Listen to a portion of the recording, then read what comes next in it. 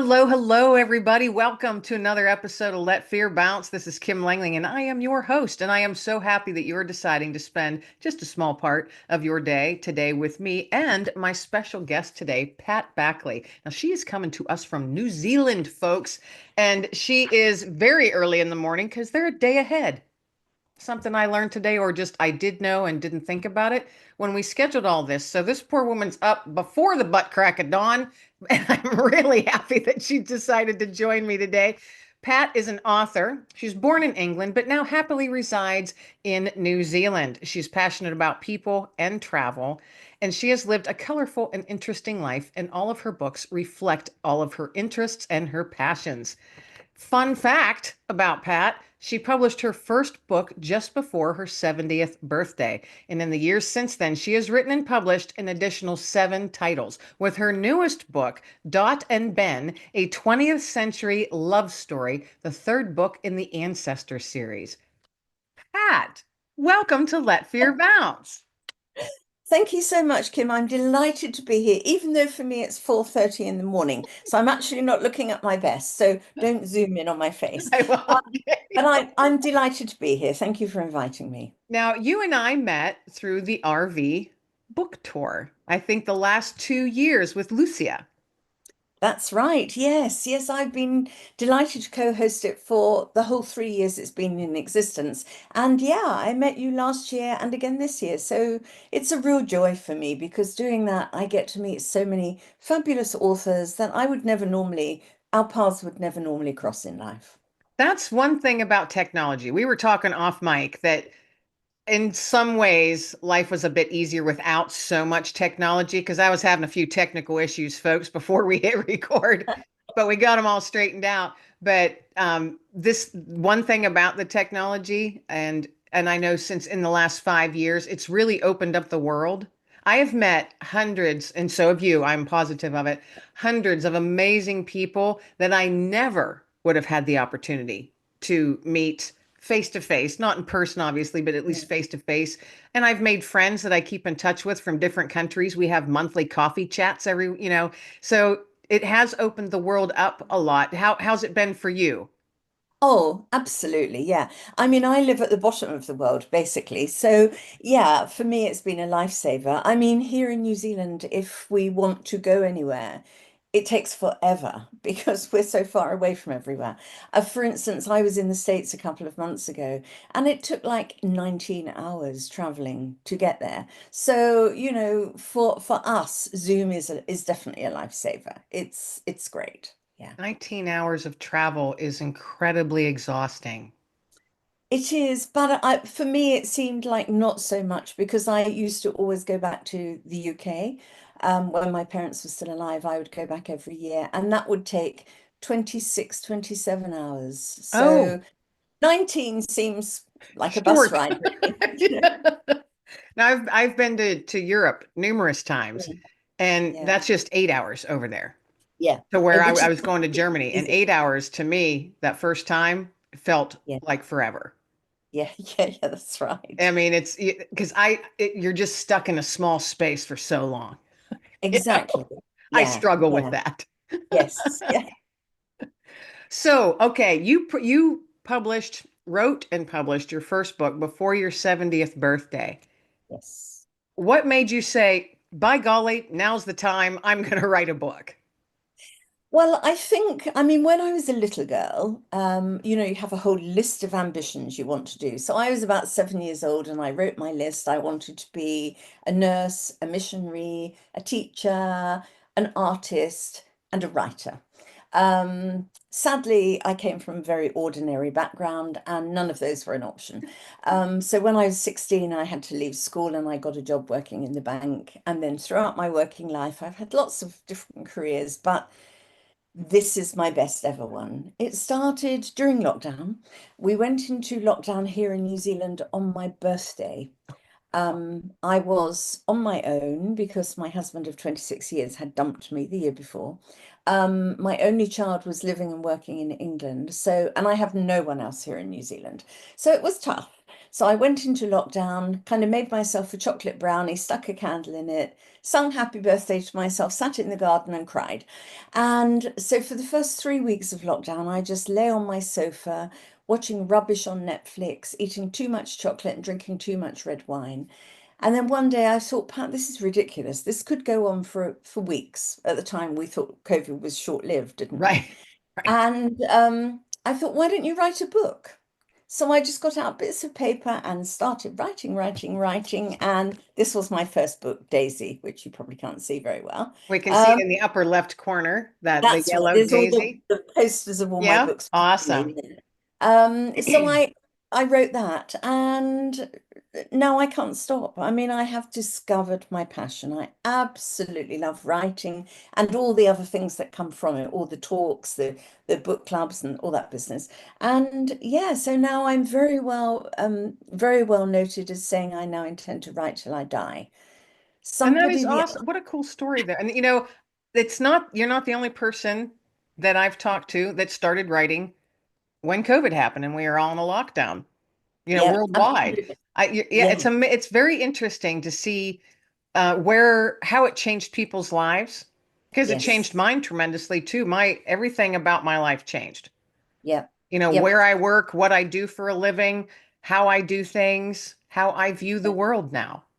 Oh, totally. It definitely changed us all, without a doubt, both emotionally and physically, I think. Yeah. I mean, I've got a very good girlfriend in England. You can tell by my accent. I was English till I was 59, and No, then no. I em- then I immigrated to New Zealand.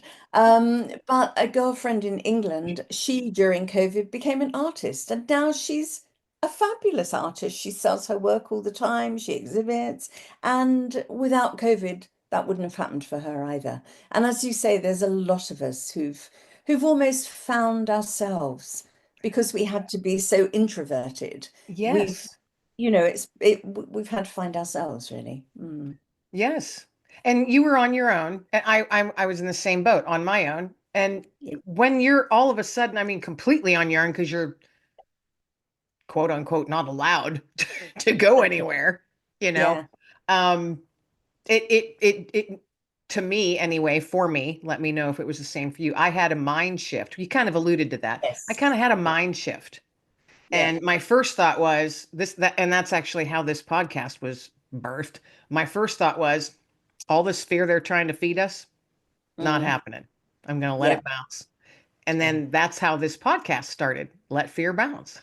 Yeah. So good. So good. But I did have a mind shift and I pivoted and I'm like, Kim, what are you good at?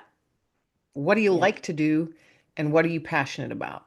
Yes. And let's sit down and try and make something happen. Yeah. And, bumpy first 2 years, very bumpy. Yeah. Yeah. So how was it for you? I mean, you were and you made that decision, I'm gonna write a book, right? Right before your 70th. I'm assuming that you were correct me if I'm wrong, retired. Yes. Yes. So all of a Retired. sudden you're like, I'm gonna write a book. I am starting a whole new career at this stage in my Oh, life. In this season of my life, I'm gonna do it. Was it because of COVID or was it because all of a sudden you found yourself on your own? Or you just had that since you were 7 years old? You're like, it's time to bring that pen out. well, I wasn't aware that I had it. I have to Oh, say, I wasn't okay. aware I had it. I mean, I'd always loved writing. In the days we used to write letters, I used to write long, long, long letters to friends and things. In fact, I lived in the Fiji Islands when I was in my 20s for 2 years. And the only way of communicating with my parents in England was to write letters. And after they died and I was clearing their house, I found piles and piles and piles of blue airmail letters that I'd written them over the years. They never threw anything And they away. kept them So all. they kept them. So very, very special. So I've always loved writing, the mechanics of writing. But it never occurred to me that it would be an option. No, the reason I wrote the book was simply I was bored and I knew that I needed to do something, otherwise I would go crazy Yeah. because to be abandoned when you're 67 by the person that you love and adore and you think you're going to be with forever, even though they may have cheated on you in the past and you've forgiven them, it came as an awful shock. an awful shock. And he never came back to New Zealand. He dumped me when we were in England, and he never came back to New Zealand. So I had to kind of deal with everything on my own. So by the time COVID hit, I was completely emotionally frazzled, really. I'd had to sell houses and blah, blah, all that stuff. And so I think writing the book was just almost therapy. It never Mm. occurred to me it was going to be a career. It was Oh, just, okay, I'm going to write this book. And it was only afterwards when I realized how much I loved the mechanics of writing and all the research, because that first novel was historical, all the research it entailed, which was ironic because I hated research at school. I mean, well, I didn't like school much anyway, because I was this thin, shy little girl who kind of felt very inadequate because I was the only kid from a poor family in my class. And so I got, all the teasing, and they call it bullying these days, but it right. was teasing really, Yeah. um, about having secondhand clothes and stuff like that. So I guess it had never occurred to me that there was an option for me to have a Mm. career, a fancy career like being an author. So that kind of came as a surprise. I then wrote the second book, the third book, the fourth book, the fifth book, and suddenly realized that I was an author and that people were treating me like an author, and I was being invited to do public speaking and all that stuff. But still in my head, Kim, Mm. I'm still pretending. You know, I'm I still I I hear you. I hear you, and I understand you on that one. Yeah. Yeah. I'm still waiting for someone to say, oh, but you're only Patty East from the council estate. You're not really an author, because in our heads we are what we've always been. But I'm thrilled to have this opportunity.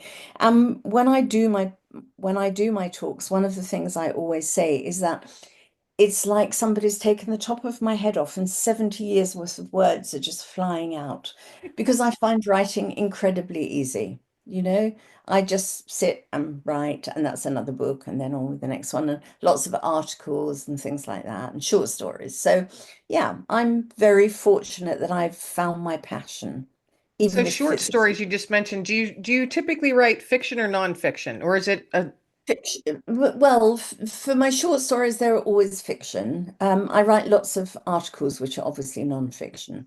Um, for example, I've just had one published in the latest magazine, the Relatable Voice magazine, which I know you've been published in.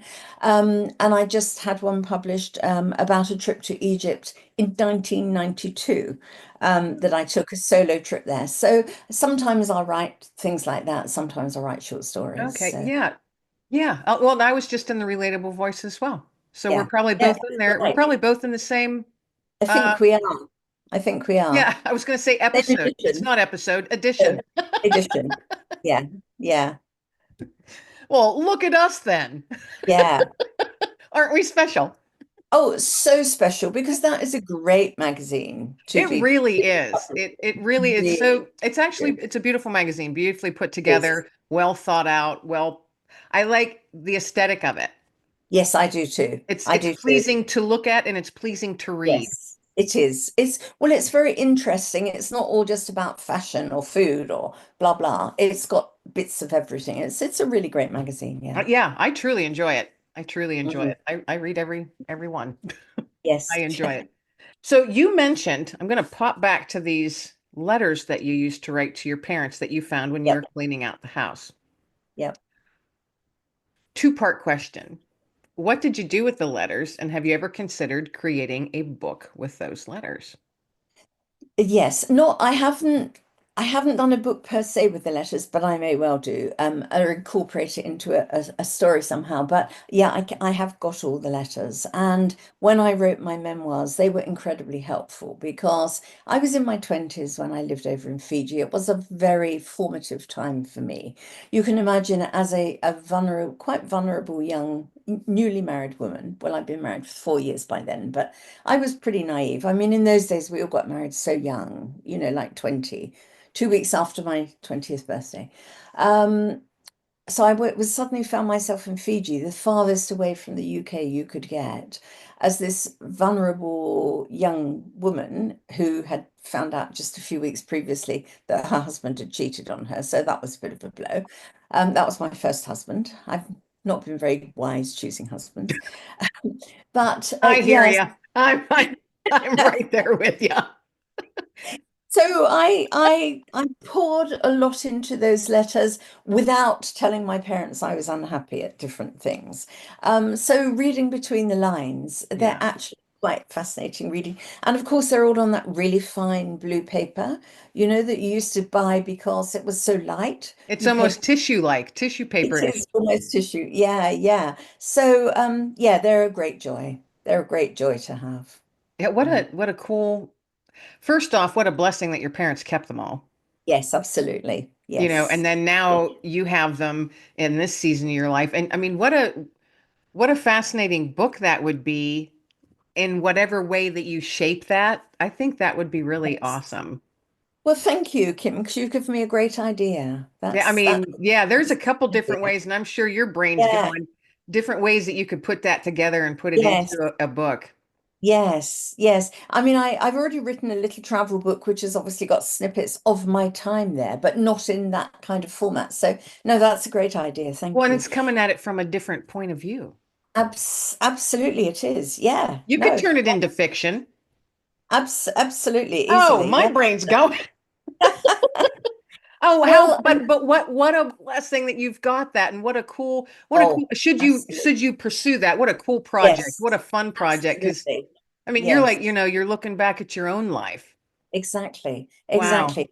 Yeah. And I don't know if you've written your memoirs, but to write your memoirs or your autobiography or whatever is very therapeutic. You I have know, not. you Here's should. something interesting. Let me see if I've got it right here. I do. My daughter, I'm a brand new grandma. I just became a grandma a Oh, year ago. congratulations. Oh, I And love so my only daughter had her child, which may be her only child that she has. And she had a little girl, and she gave me this oh, book.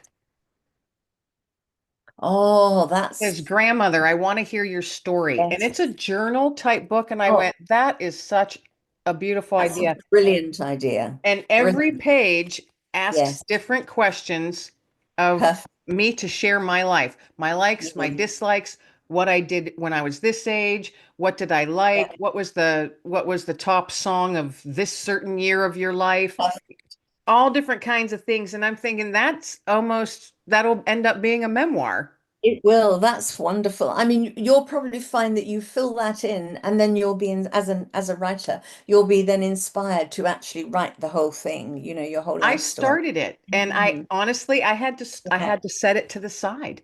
Yes, because you got carried away. I I think there's a it was so wonderful, much, and I'm going because then yes, also in the back of my mind, I'm thinking I'm writing this for my 1-year-old granddaughter, so she has a keepsake when I'm no longer here, exactly, and which is that so, all came, very emotional. absolutely. I became quite emotional. Oh, absolutely. And it's incredibly important, Kim, because my daughter, obviously, I've written my own story, but I've also written my ancestors series, which is my paternal grandparents, paternal, maternal grandparents, and my own parents' stories. And obviously, I gave them all to Lucy. And she said, Mum, I cried reading all of them. She said, because they're my ancestors. They're people I've never met, but now I know a bit about them. And so that's why it's so precious, I think, Yeah, because your granddaughter will cherish that. So what's her name, Kim? her name is Agnes. Oh, lovely name. Yeah, That's so lovely. yeah. Yes. Well, hopefully I'll join you in the grandmother ranks one day. I'm very desperate to. I just have to be patient. I kept telling my daughter for years, I'm ready to be a grandma. I want to be one of those Yeah. relatively younger, cooler grandmas. Yes, that would be perfect. Well, I'm afraid I've passed that point because now I can't even get down on the floor very easily. But in my head, I'm still very cool. So as long as we can do it all from the waist up, I'll be fine. That's right. Yeah. Yeah, in our heads, we're darn cool, Pat. Oh, in my head, I'm 35, which is In why yes. it's always such a shock when I look in the mirror and I think, oh, You're like, what the heck? yeah, yeah, that's right. I am right there with you. And I'm a few years younger than you, but I'm still right there with you. Right there Yep, with you. yep. So your newest book, Dot, or your most recent, Yes. Dot and Ben, A 20th Century Love Story, and that's the third book of Yes. your ancestor series, which you just mentioned Yes. one of my questions was, is that about your actual family? And you just answered Yes. that. So Dot and Yeah. Ben, who were they to you and your family, and why did you decide to start this ancestors book or series? Okay, well, I wrote my first book, Daisy, and then a bit later, after a couple of other books, I wrote the second Daisy. Lots of people said to me, that's not a very original title. Why don't you call it blah, blah, blah, blah, blah? And I said, well, it is what it says on the can. It is the follow-up. And I'm actually now at the moment writing the third Daisy, which will be published next year. Um, and they're all completely fiction, historical Oh, fiction. okay. But I realized after writing them that I love doing research, which came as a great surprise. I really didn't know I was going to like it. But these days it's so easy. You just click a few buttons, and you find out why coal scuttles were in the middle of the street in London in 1817 or something. Stuff that you don't really know you need until you're writing a book. But it's fascinating Um, also to learn. oh, it does mean, Kim, you disappear down lots of rabbit holes Yeah. Oh, because I hear you. yes, you suddenly find and you think, oh, now that's really interesting. So you go off at a complete tangent. But anyway, I realized after writing those books how much I loved research. And I thought, oh, I'd really like to write some more historical fiction. But in my head at the moment, I don't have an idea. Why don't I write about my own ancestors? So obviously, I knew a little about both sets of grandparents. Well, not my grandmother, maternal grandmother, because she died when my mum was two, but I've heard stories about her. My grandfather died when I was 17, my other grandparents when I was in my early 20s. So I did know them, but only from a child's point of view, really. But I knew a bit about the rest of the family history. So I just did lots of research, looked at censuses, birth and death certificates, and weaving together with the stories that mum and dad had told me, I just wove the stories of both grandparents and absolutely loved doing it. And I wove them into historical facts, like Queen Victoria's death and the World Wars and that stuff. And so I finished those, and then I thought I'd really like to write my parents' story. I mean, dad died 18 years ago, mum 10, 11. Um, but I wanted to honor them. I think that's the thing when you write people's stories, you're kind of keeping their memory going forever. So I did. I have to say, I cried every day writing it. It was very, very emotional. But because they'd been the kind of people that kept so much, I was able to find lots and lots of treasures, like tiny, tiny, tiny little diaries from 1944 that my mother wrote when she was fighting in the war, and things like that, which I've incorporated into the book. I wanted on the cover to have their photographs because with the first book I wrote about my grandfather, my vision, I always design my own covers with a scrappy bit of paper and felt markers and then send it off to the cover designer to make it beautiful. So for my first book in the Ancestor series, my grandfather's, I wanted the silhouette of a man in 1930s dress with a backdrop of a London scene lit by gaslight because that was his background. So when the cover design came back, they'd done a beautiful design, but the man was wrong. So we tried 3 or 4 times, but he wasn't right. So I said, "Can I just send you a photo of my granddad? Perhaps you can use that." So the silhouette they actually did was exactly him from the photograph. When you look really closely, you can see his features. Oh, So wow. that was very special. So the next one about my other grandparents, I just sent a photo of them straight with the cover design on the day they got engaged in 1910. So that's very special. And then for my parents' book, I sent two pictures of each of them in their war uniforms. Like mum was in the Women's Army, dad was in the Air Force. Just the two individual pictures, they hadn't met then, and said, could you put them in a heart? And when the design came back, he'd actually made this beautiful, like gold locket heart with engraving on. So, so, so special. So not only will their stories live forever now, but their pictures as well, which Yeah, and is what an honor very, to be able to have all the information and to yes, be able to sit down and write and share that in, in a absolutely. series of books. I mean, geez, Yes. just think that is amazing. Yeah, it's been a real labor of love and one I'm thrilled to have been able to do. Yeah. So you said that you're going to keep writing until you can't write anymore. Yeah. So Yep, until I what's die. what's what's on the front burner now, if you're able to share about it? Do you have a book in process right now? Of course. Of course. I have the third Daisy, which is obviously the third one in the series, which I'm enjoying writing. The first one starts back in the 1800s, and this one is a more modern day one, but a throwback to those times as well. I've got to write another travel book because I've done some really great travel in the last couple of years, so that I've got this urge to write those things down. But my travel books are they're not like guidebooks or anything. They're just little snippets of funny events and people, and because for me, people are the biggest thing of my travels. And I've just finished another book, which I won't talk about, which I'm hoping might come out next year. So yeah, I've got a lot Great. of She's leaving us on a cliffhanger here, yeah. folks. And my other book that I'm not going to talk about. What? Um, only because I'm not absolutely sure yet what I'm going to Well, do with it. well, when that Yeah, happens, we'll have to have yeah, you back on so we can talk about absolutely. this book that doesn't exist yet. Okay, that's right. So Um, you're but always busy then. Do you always have more always, than one project going? always. And before you ask the question, I'm going to answer it. I am not in the least disciplined.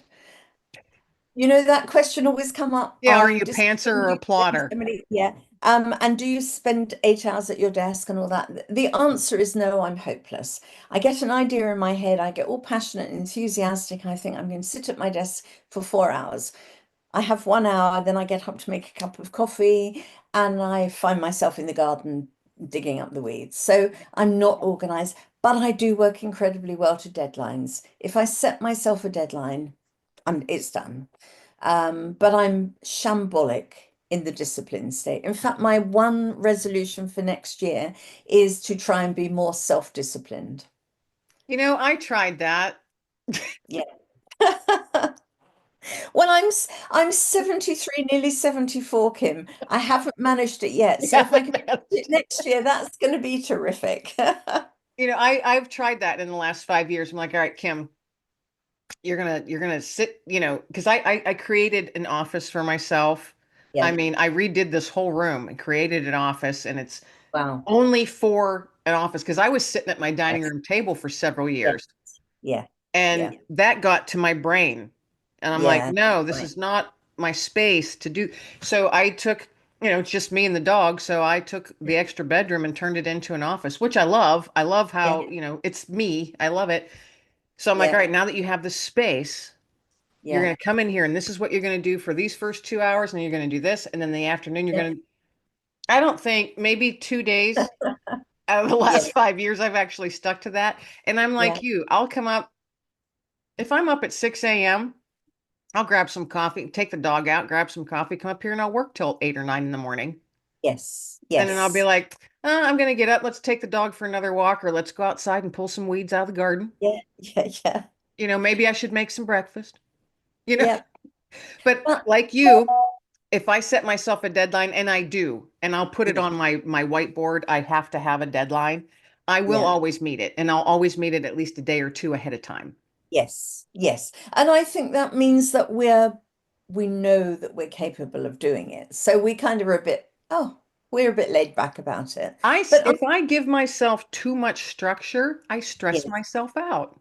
yes, I think I do. And then I start to feel guilty that I'm not doing it. And yeah, And I'm yeah, thinking, why am I putting stress on myself? This is just silly. exactly. Kim, go Exactly. grab another cup of coffee and go for a walk. You know? Oh, what sensible women we've turned into, haven't I we? know. Yes, the wisdom of our years. Absolutely. So if you weren't writing so prolifically, what would you be doing? Probably going crazy. I don't know. Yeah. I don't know. I really do believe that writing has saved my sanity. Because when your life gets upended so completely and unexpectedly, it takes an awful long time to recalibrate because I've lost homes, I've lost plans, I've lost, yeah, everything I thought was going to happen.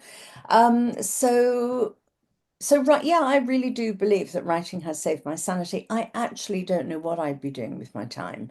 I would just be, I was going to say festering. That's probably a bit dramatic, but I But it's a would good just, word. it is a good word. I'd just be swanning around, probably doing much what I do now, but without the writing. Just meeting people for coffee, maybe having a walk on the beach, digging my garden, but nothing productive really. And I've spent my whole life being productive. So I think I would have gone crazy without the writing, definitely. Yeah, I don't Yeah. I don't think I'm one of those people that would ever quote unquote retire. No, no, nor me, nor me. No. I think retirement is the access to an early grave. Indeed. My grandmother used to say, and she's been gone, I think, oh, geez, almost 22 years now. And I Oh, still miss her every day. yeah, absolutely. Um, Yeah. but she used to say Kim, or she always called me Kimmy, because she lived in Florida. And so we talked every Sunday. I would call her every Mm, Sunday. yeah. And the one day she didn't answer. And I kept calling and calling and calling. I'm like, oh my goodness. So she finally answered, and I said, Grandma, where in the world have you been? I've been calling you all day. She didn't believe in answering machines. She Oh, said, I'm okay, not right. having that newfangled technology in my house. Yeah. So no answering machine. And, the phone on the wall. Yeah. And she finally answered. I said, Grandma, I've been calling you all day. You didn't answer. I was getting worried. I'm 2,000 miles away. What's going on? She goes, well, I was out taking care of the yard, washing the car, and then I got up on the roof to bleach the roof. And I Oh my said, Grandma, goodness. you're almost 80 years old and you should not be climbing on the roof. And she goes, No. well, what do you want me to do? Can we sit around? Because the day I stop moving is the day I stop moving. And I've Yeah. never forgotten that because she was a little miffed with me, Yes. Yeah. and I said, Grandma, I'm not saying don't do anything. I'm just saying don't climb on the roof. Exactly. Exactly. Yeah. Yeah. But now I I find myself, 20 some years later, yes. I find myself out and I'll laugh at myself and say, oh my goodness, I just channeled grandma.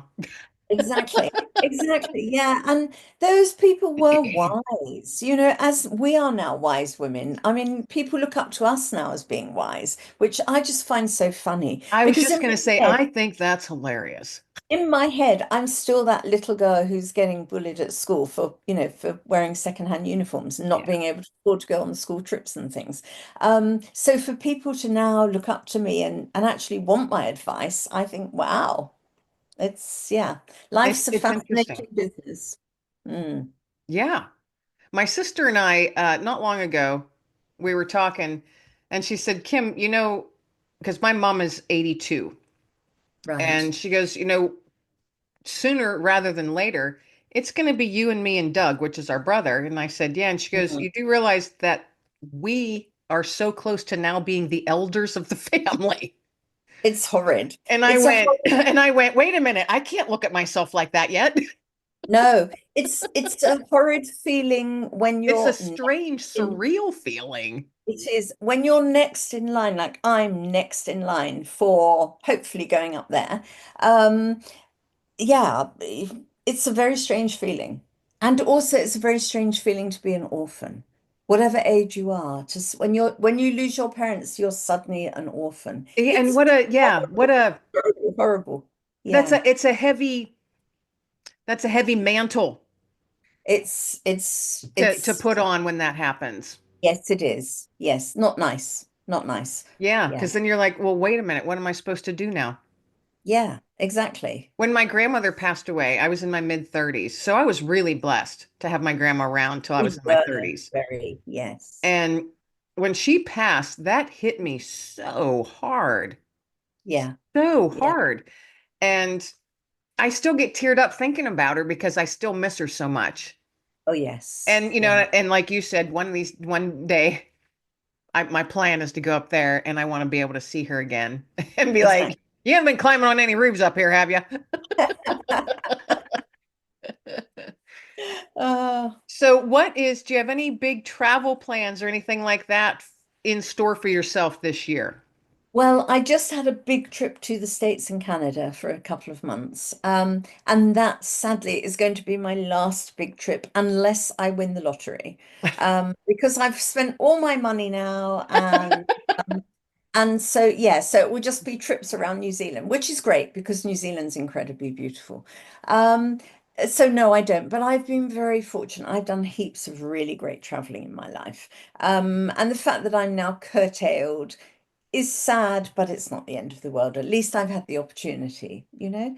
Right. Um, Because yeah, many don't have the opportunity to travel at no, all. exactly. No, I've been very, very, very blessed. Yeah, Awesome. So, so what if you don't have any money?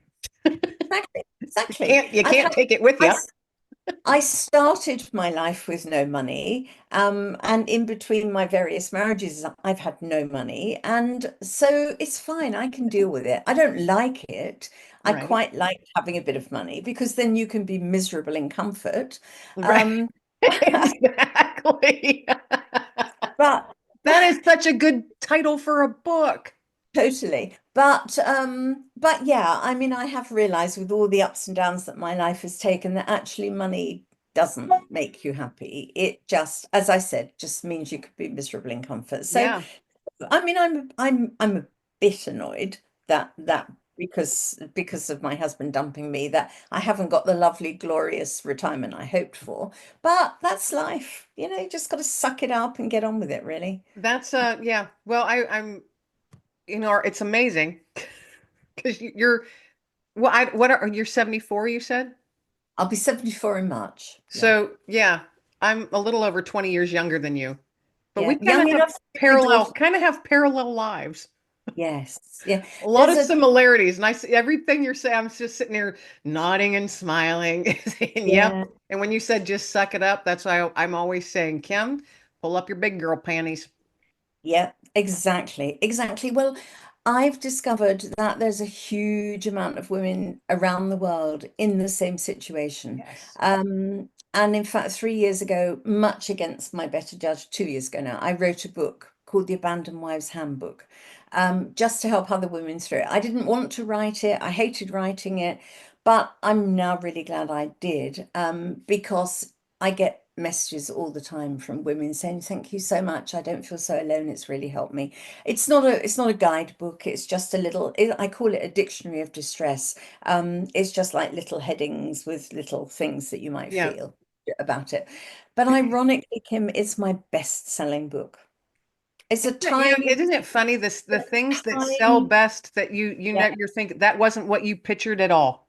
No, it's a tiny little book that will fit in a handbag. It's very slim. I never imagined anyone would particularly want to read it. Truly, I do talks, and ladies come up to me afterwards and quietly say, "Oh, that happened to me 20 years ago, 5 years ago, whatever." It's really, yeah, it's quite shocking how many women do get abandoned. Uh, Yeah. I think Mm, if people actually looked at the statistics, they would be surprised. absolutely. Very Yeah. surprised. Yeah. Because here we are, two women right now, and we both have been. Oh, You know what I absolutely. mean? We're just Yeah, two. There are hundreds exactly. of thousands of us out there. Yeah. Absolutely. But And fabulous. I don't carry bitterness. I sit there and I look Oh, back, there's no point. because what's the point? No point. What's the point in carrying anger or bitterness? It is what Exactly. it is. It happened. And people, for me, this is how I have to look at it. People come into my life for a reason or a season. Exactly. Exactly. That's And now right. I'm in a different season of my life, and I'm quite Ex- content where I'm Yeah. at Yeah. now. Yeah. Me too. I agree entirely. I agree entirely. Yeah. Um, and in fact, one of the little chapters in my book, people often ask me to quote a bit, and I'll just read it to you because it will Sure. make you laugh. It's under the heading K. And what I usually do at these talks is I just open the book at random and read a section. And I was talking to a very nice group of retired business people, men and women, and and it happened to fall open at K for kill.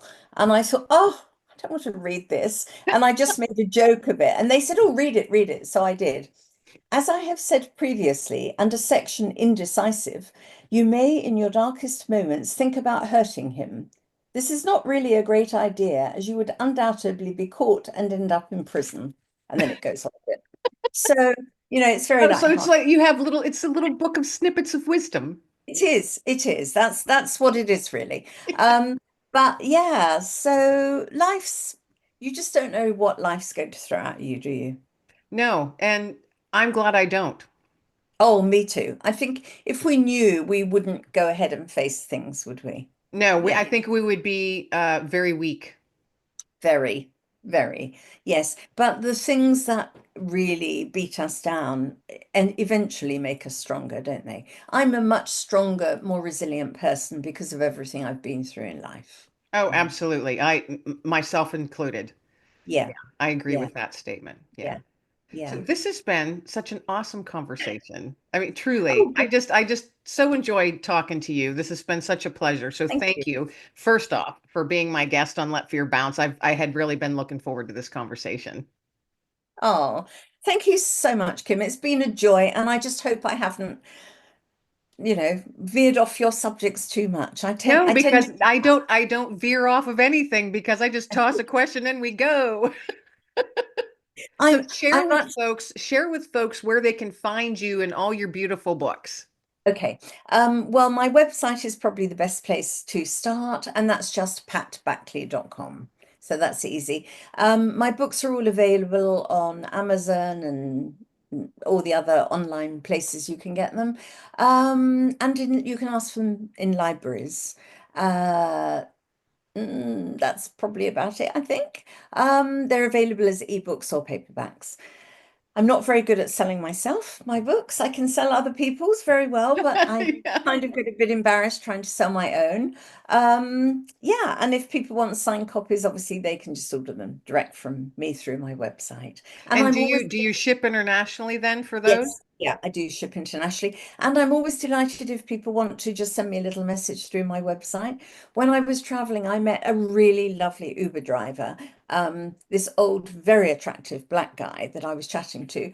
And I gave him my card with all my pictures of my books on. And a couple of days later, I got an email through my website from him saying how nice it'd been to meet me and how wanted to write a book and stuff. So I love hearing from people. Oh, how You know, awesome. Don't you love those connections that are those unexpected connections? just love it. Just love it. Because I love people. So yeah.